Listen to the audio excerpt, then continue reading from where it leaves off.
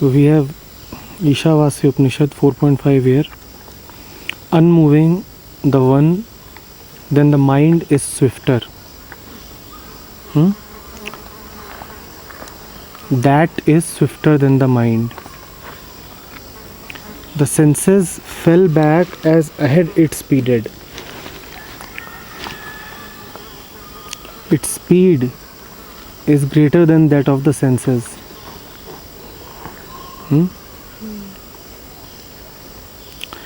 Though standing, it passes all others running. Shows no movement, yet it passes all those who are displaying any movement. The air by its presence supports the waters. Then it moves, and yet it does not move. It is far and also near. It is found within all this, and also outside can appear.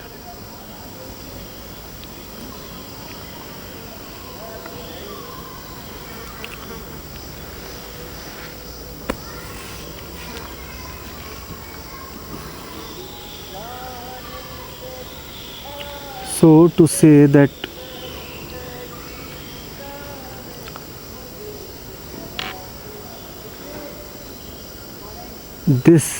all this is not the truth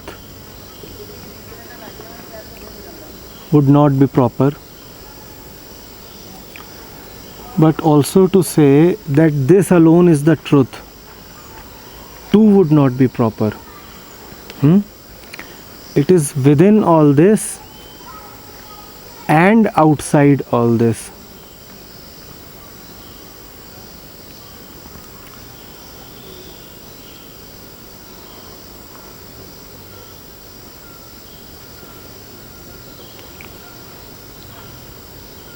This is how they put it across in Zen, that it is not what it appears, but it is also nothing different from it.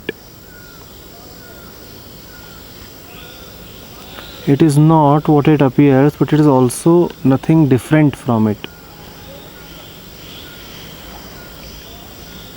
All objects arise in it and due to it,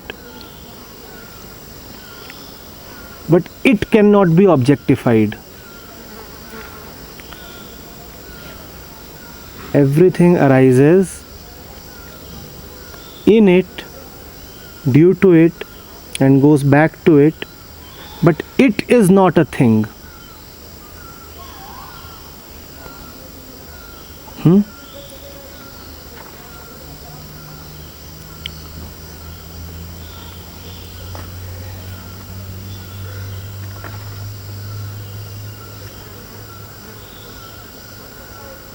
Because it gives birth to everything, so whatever qualities they possess come due to it. The One, the Brahm, the Truth.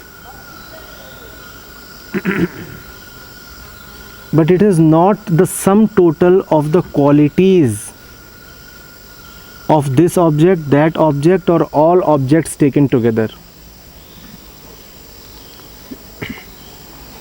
All objects, along with their respective qualities of movement, speed, color, form, whatever qualities there might be, they arise from it. So obviously it has the potential for all those qualities. That is why they appear from it. But at the same time, those qualities do not account for the potential that it has. So there is the potential from which all the qualities appear. Even if you take all the qualities together, if they could be taken together, still the potential would be left out. So it is within it and also outside it. Getting it? Within it and outside it. No scope is left for any kind of debate here. If someone says that I see the truth in all this, he is not at all mistaken. If someone says, let's say the biggest materialist, if someone says that in this, all that is perceivable through the senses, I see the truth, he is perfectly right. He is not wrong, just that his statement is not complete yet. The truth is very much to be seen in all this, but that does not mean that all this taken together itself is the truth. Are you getting it? So, the sensory world, the material world is not an illusion. It is the truth, but it is not the complete truth. There is something beyond it as well. This is there. Let's not deny it. Because this is that. To deny this is to deny that. This is there. This is to be accepted, respected, lived. But one must never forget that this is not all. It is within it and it is outside it. So there is a definite domain outside all this. We were talking yesterday that how there is so much that can be held in the hand, material, which is this world, within it, perceivable through the senses, can be seen through the eyes, heard through the ears.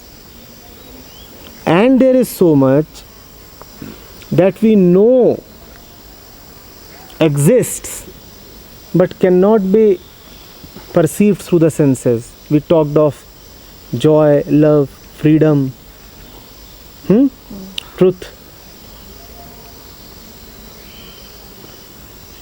And nobody over here would want to deny that love or truth exist. They do exist, right?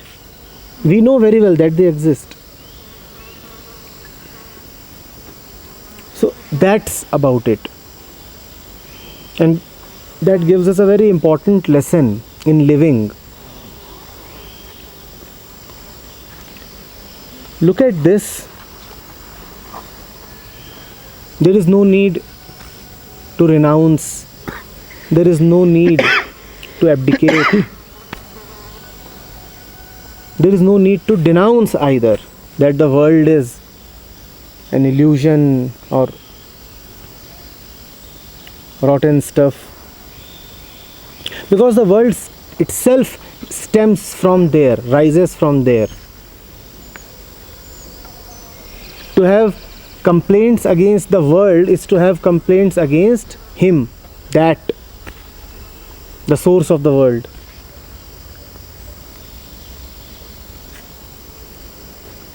So all due respect for the world. But there must be a clear recognition of the limits of the world.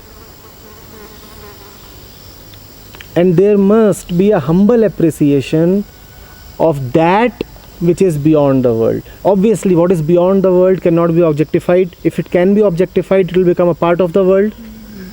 So you can only appreciate that in faith, not in logic, not in thought, but in the faith that arises from meditation. Anybody who does not do both will suffer. That's the lesson in living. You do not look at this world carefully, you will suffer. And if you take a position that this world is everything, then too you would suffer.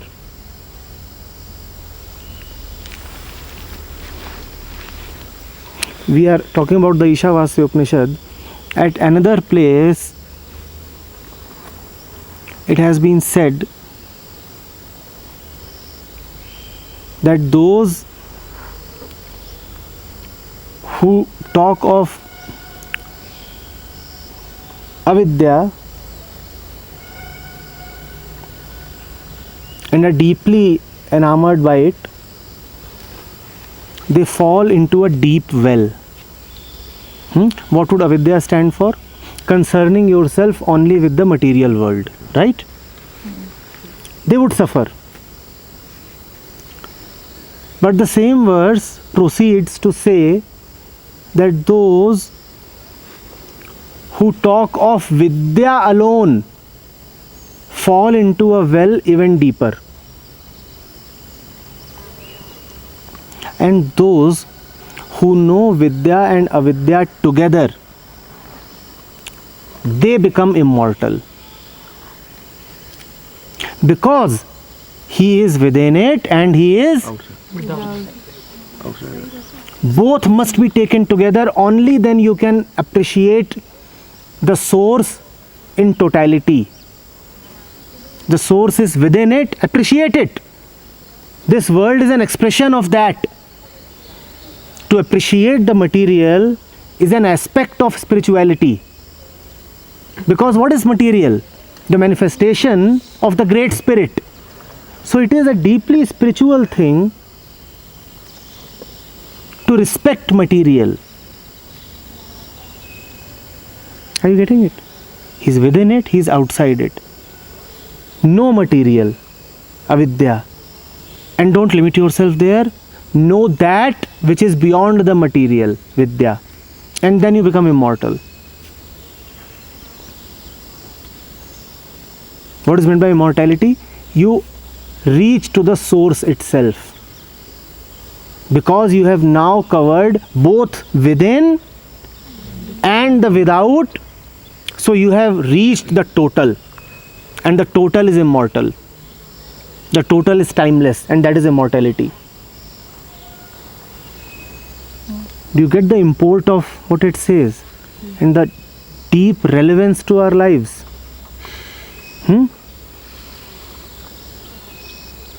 There is another important factor here. The verse had begun by saying that he is faster than the mind, smarter than the senses. Let's never forget that. Whatsoever you may attain in the material world, whatsoever science may do, whatever wonders are possible with matter, those wonders will never be anything compared to the wonder that the source itself is. Remember, he is faster than the mind. Way faster than the mind. So you can apply all your smartness and cleverness, he will be more clever than you. He is faster than the mind. He is faster than the fastest supercomputer that any human mind will ever make. So do not be too complacent. Let smugness not come near you. That why do we need a God? God is dead. We have conquered disease. We have the best of electronics.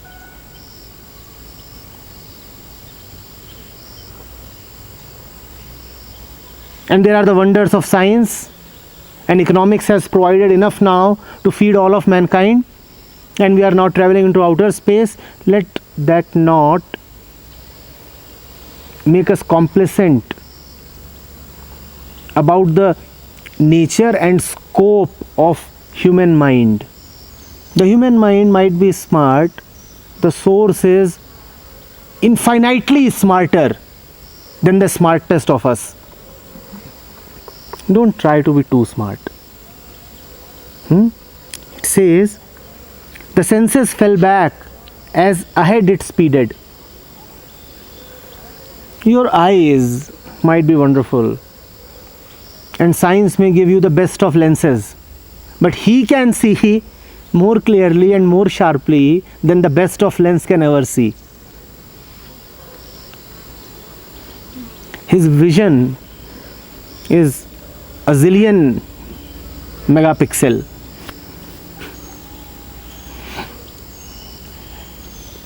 And he zooms things a zillion times. The senses fell back as ahead it speeded. Right? You would ultimately have to stop at the velocity of light. He is not bound by even that.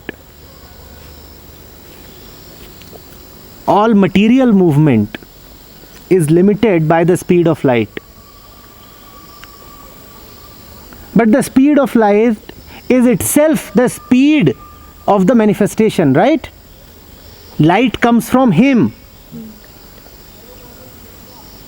And no matter can travel faster than light. He does, because he is the father of light. As it is said, let there be light. He said, let there be light. And you are limited by light.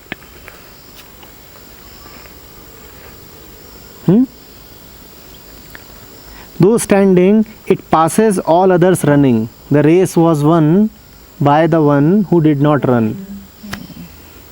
Though standing, it passes all those who are running. Those of us who are attentive would obviously see the life lesson it contains. You want to pass by everybody who's running? Just keep standing. Keep standing. And do not think that it's so easy a thing to do. The kind of mind that we have come to have, standing still is the most difficult thing for us. It ought to be the easiest. It must be the easiest. But we have made it extremely difficult for us. We cannot stand still for 5 minutes. The mind cannot stand still for 5 minutes. If you can do that, just stand still, you have won. Standing still, it speeds ahead of all those who are running. Standing still itself is the victory. No other victory is there. Stand still, that is the only victory.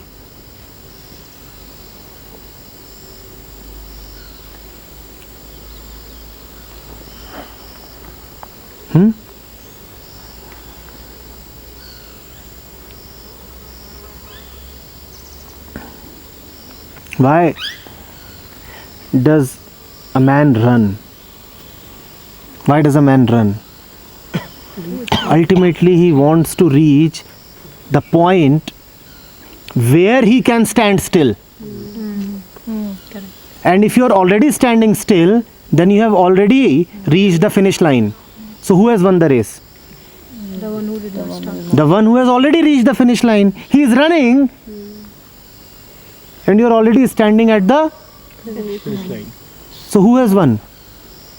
Obviously you. That's the importance of standing still. The ones who try and put effort and are full of doership are trying to reach somewhere. Reach a point of peace. Reach a point of stillness. And if you can be already peaceful and joyful and still, then you have already reached the climax of all human endeavor. Everything that the mind has ever wanted has been just to be peaceful and joyful, right? To have that contentment which we mistakenly call as satisfaction. You can be already contented, then all movement becomes unnecessary, even stupid. That's what it is saying. So the verses, when you read them, they appear abstract at times, right? The way they have been phrased. And they seem to talk about something which is not apparently applicable to daily life.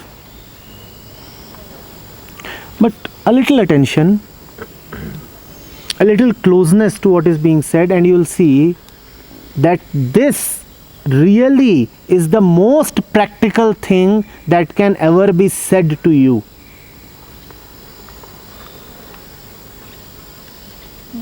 What else are we doing all the time? Thinking, planning,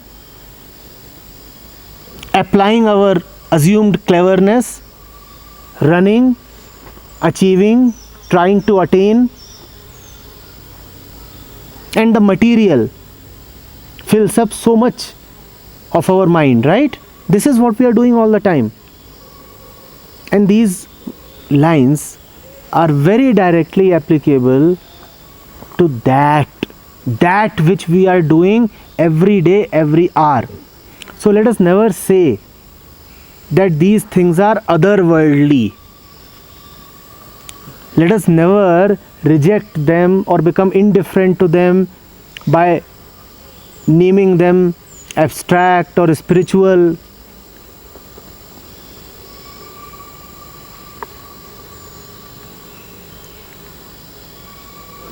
This is the best advice that can be offered to you.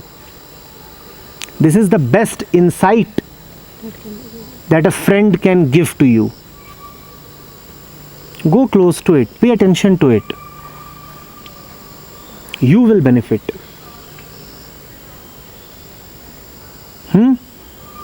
Competition. We had in the morning something said about competition. And here you have Ishavasya telling you, standing still, it speeds ahead of those who are running. And you are competing all the time. And here is a lesson in non-competition. If only you can understand it.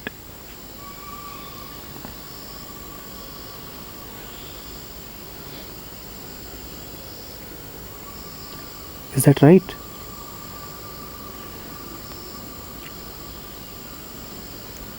Sir, when we hear this concept, standing still, it looks very fascinating. But when we try to apply it, there is a big inertia which stops us. What to do with that? It may be possible that we don't even understand what is meant by standing still. Standing still is not a concept, first of all. But the mind takes it as Mind tries to make it a concept because the mind can know nothing other than concepts. The mind tries to make standing still a concept. The mind tries to make a problem out of standing still. But standing still is simply our nature. You need not bring the mind into question. You don't even need the help of the mind to stand still. You need the help of the mind when you are dealing with conceptual things. Standing still is not a concept. So why do you need to bring your intellect in between? Your intellect is not needed. In fact, the moment you tell yourself that intellect is not needed, you are already standing still. Standing still is not something to be practiced. Standing still is not something that you will cultivate. Standing still is your nature, it is already there. But you move away from it when your mind has values that tell you to run all the time, become super competitive. All you need to do is go closer to those values and ask yourself, are they really needed? Are they important? Are they relevant? Can't I live without them? Or you may ask yourself, from where did I get this value that running is important? That you are not a man if you can't run fast enough? When did I acquire this belief? Who told me that I must be a super achiever? From which direction are all these poisonous inputs coming to me? The moment you realize all this, that running and being competitive and this obsession with achievement is just something that I have been loaded with, you become free of it. You cannot learn to stand still, but you can learn to reject what is false. Standing still is nature. How will you learn your nature? You don't need to learn to stand still. You need to unlearn what you have acquired. And that is easy. A little bit of attention.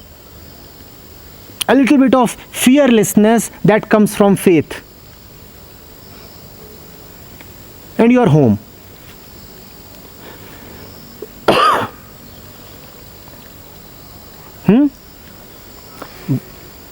When you were born, did you start running?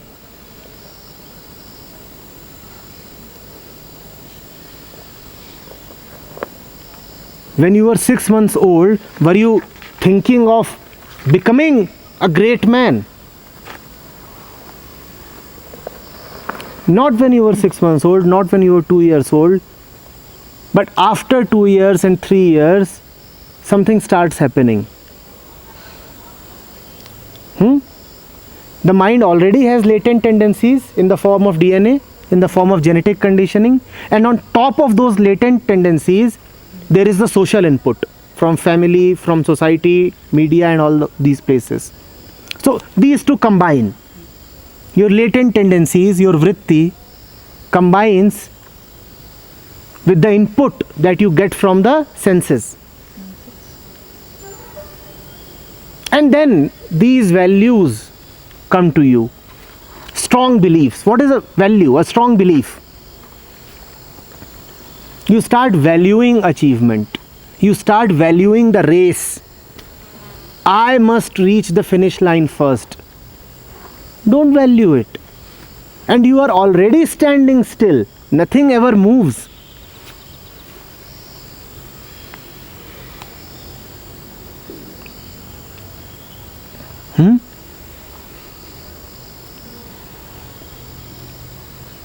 Getting it? What does that mean? Does that mean that you don't have to do anything? We just said nothing ever moves. If you look at the last lines of this verse, they say it moves not. We said nothing ever moves, but what are the lines saying? It moves not. So there is movement. When it is said that standing still, that does not bar you from moving, because it is the nature of the source to both move and not to move. Be like the source. How is it? No movement in the terms of the thoughts. No movement at the center. Be just like the personality of the cosmos. No movement at the center. And there is the required movement on the periphery. Everywhere else, there is movement. But no movement at all at the center. The center is the place where you stand still. It moves not. No movement where? And a lot of movement where?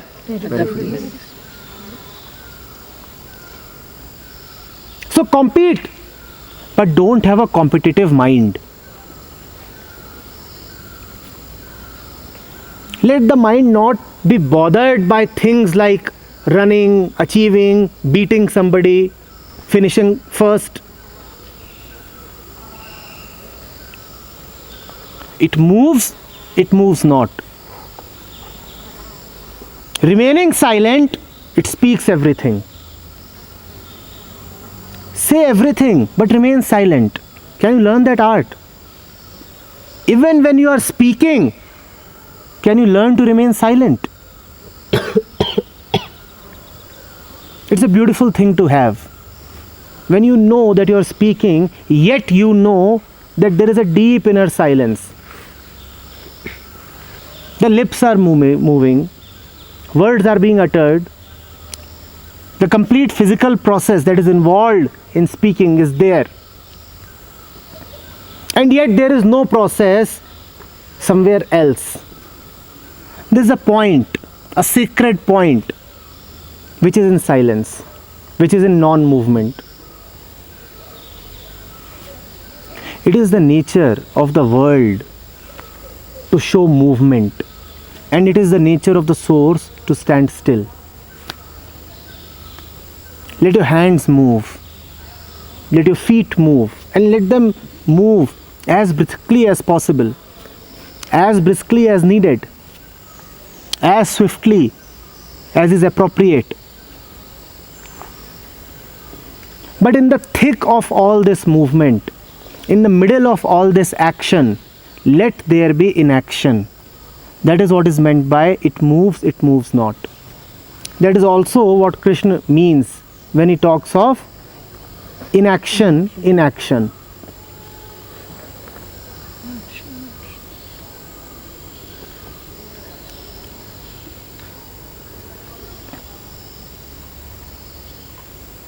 Do you understand this?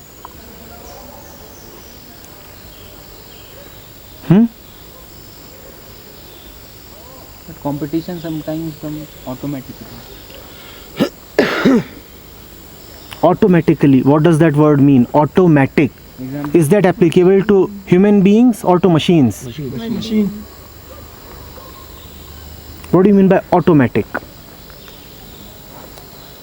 even if I don't want to compete, still I have to compete.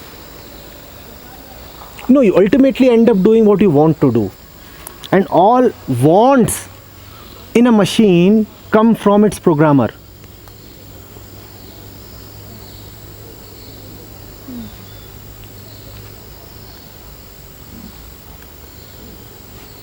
One has been programmed to compete, and one has been programmed to feel guilty after competing.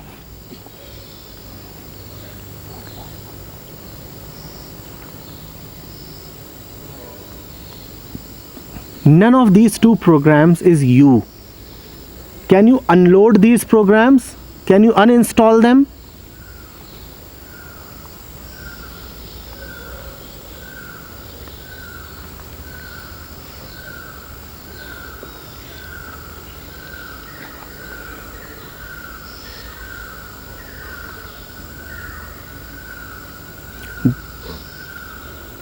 First of all,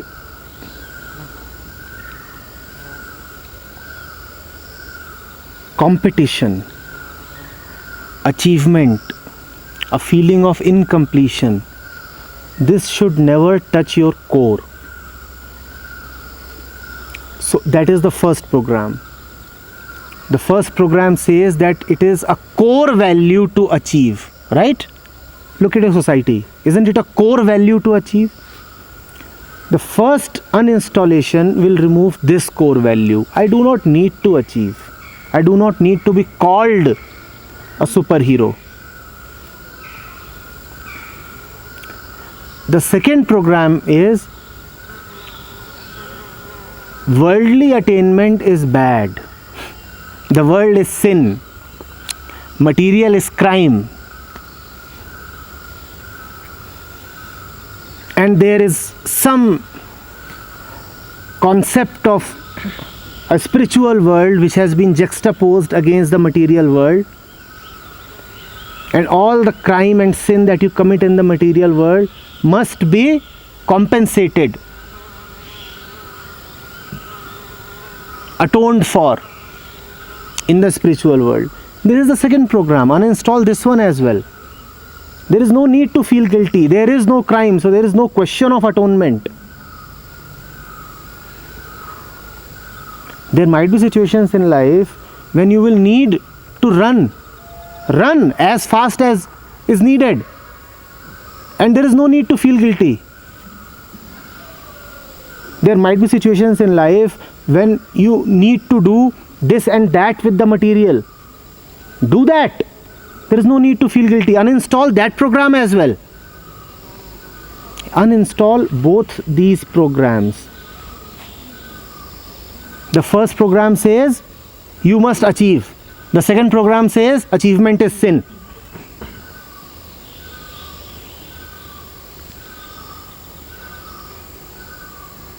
That is what our world is.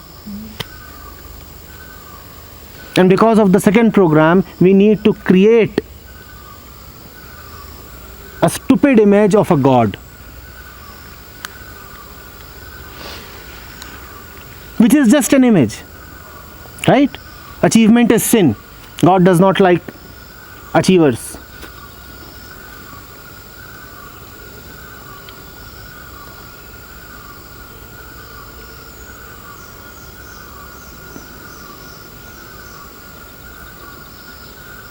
But who will decide when to run and when not to run? The mind will decide.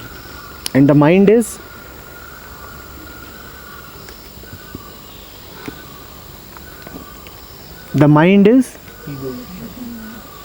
full of stuff acquired from here and there. Yes, that's what I am saying. Then it will become very difficult. Right. The mind obviously has the capacity of intelligence, provided you unload it of all the rubbish. The same mind which cannot see clearly, which cannot think clearly, will have great insight when you are free of all these acquired values. The same mind which causes so much of suffering to us because it is always confused, because it is always in conflict, this same mind will become a wonderful friend. A situation comes and the mind immediately gives clarity. Won't it be wonderful to have that kind of a mind? Is not that mind a nice friend to have? Or do you want a mind which is always a source of grief for you? In conflict, confused, irritated, frustrated, repenting. I'm saying unload the mind, and this same mind will shine like a diamond. The same mind.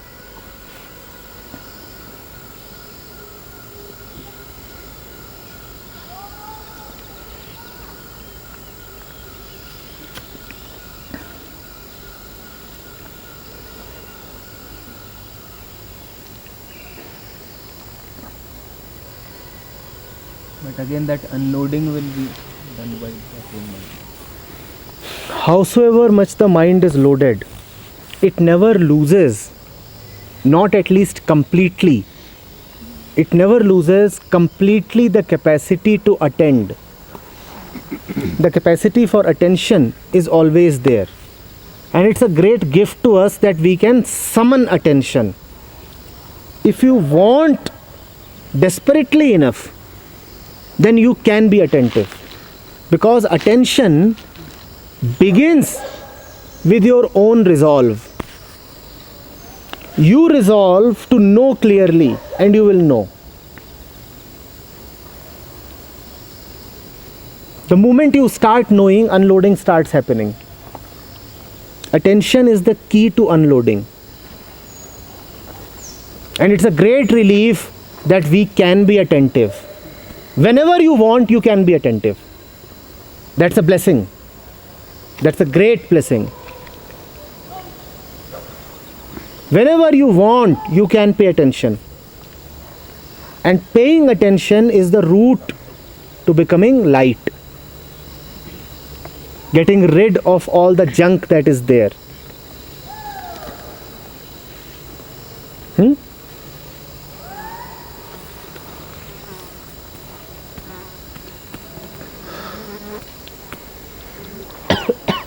Don't keep pushing things back. If you know that it is important, let it come right in front. Investigate it. Go close to it. Scrutinize it. and have faith that you can tolerate whatever you will see. We are very often afraid that if we open our old diaries and our old albums, then too many skeletons will start falling from the cupboards. Have faith that even if I investigate, even if I know the facts, I have it within me to bear what comes. We don't want to look at the facts. We keep pushing them back. Let them come in front. Go close to them and inquire. Facts will open the gate to truth.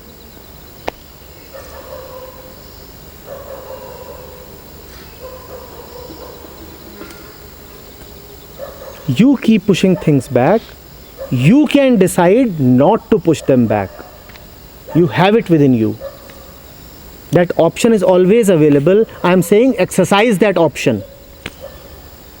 It's within your power.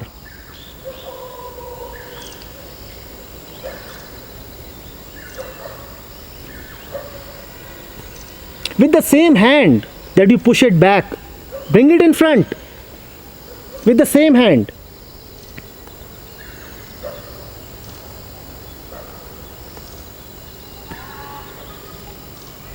Is it becoming clear?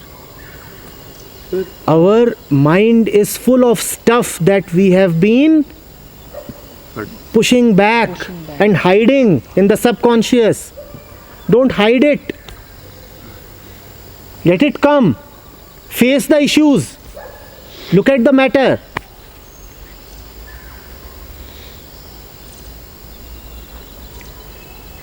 Let the reality come out. Why hide it? And believe that you have the courage to bear the facts when they emerge.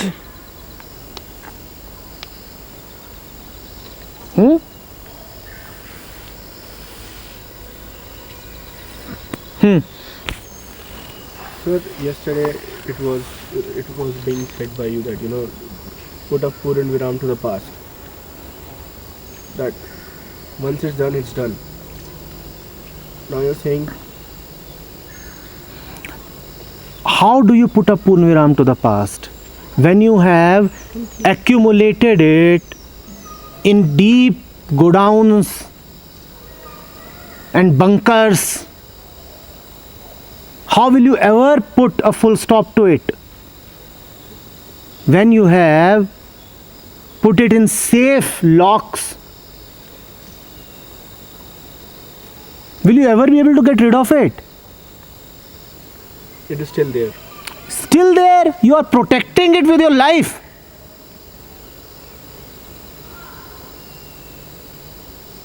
Have you seen all those lockers that are there? Fire cannot enter those lockers. No earthquake, no bomb can destroy those lockers. Those are kind of lockers that we have made in our mind, in our subconscious. And there we have put all the accumulated stuff so that it can never come under any kind of threat. I am saying expose it, bring it out. That's the only way to bring it to Purna Viram. Face it. Or if you can, then just dismiss it. But even that dismissal is a kind of facing. Dismissal means what? Just reject it. Facing it means I want to know what it is all about. But you can go one step further and you can say, even without knowing what it is all about, of one thing I am absolutely certain, whatever it is to be rejected. it is junk. Whatever it is junk, so I can reject it even without going into the details of it. I am summarily rejecting it. Go. You can do that as well. But one thing is certain, you will have to pull it out. You cannot let it remain there and come to a full stop. And how do we, what do you mean basically by pulling it out? What do you mean by digging it deep? That's what you do every day. I'm saying the same hand that pushes it back will also bring it in front. We have learnt the art of self-deception, you know. We have greatly learned the art of self-deception. Every day, every time, you know, somebody says something to you, you don't like it. But then you don't express what you must. That's how the subconscious keeps getting created. There needed to be a response. You curbed that response. What do you think? The matter has been closed? No, the matter has not been closed. The matter is very much alive here. Just because you did not respond adequately in that moment, the matter has not come to a full stop. It is alive and kicking here, and it will affect your life. That is when if somebody says bad thing to you and you feel bad about it. Yes, of course. When And you do. Do you want to deny that? no. But we have learned the art of self-deception. We feel bad and we keep smiling as if nothing has happened. If actually nothing has happened, wonderful, nothing like it. But the case with us is things happen and we hide them. That's our hell. That's our hell.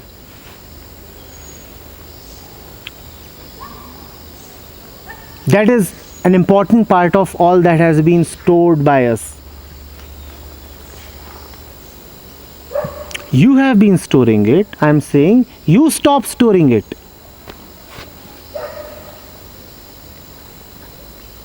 So whenever a thought of the past comes, you dwell into it and see where it is coming from. Either you just understand that it is useless and then you don't need to go into the nitty-gritty of it. Or if you still think that there is some importance in it, let it come right in front of you. Let's just see. Let's talk. What do you want? Why do you keep coming to me? Let's talk. What do you want? Why do you haunt me?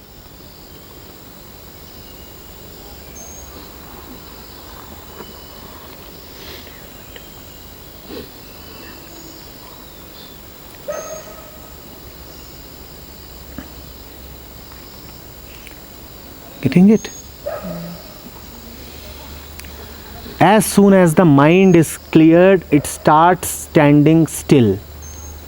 In fact, you discover that the stillness was always there but not available to your ego. So standing still is not that difficult a proposition. If you'll think about it, if you'll try to form an image of it, it will appear very difficult. But it is not difficult.